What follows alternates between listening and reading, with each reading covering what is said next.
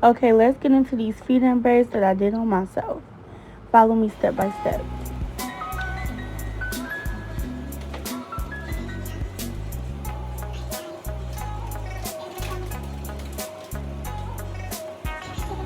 At this point, I already did half of my head.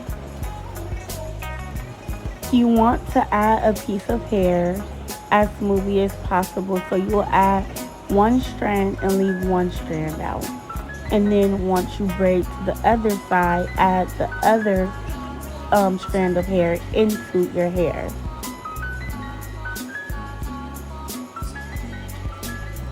I tried to get it so that way you guys can see it and to zoom in and get a closer view. So I just braided at different angles of my hair.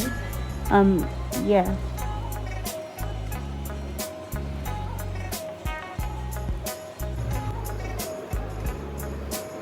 When you get down to the bottom and you add hair, it's like you're doing a knotless braid.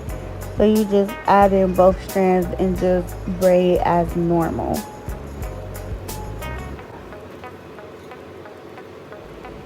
Cause yeah, you know what's going on.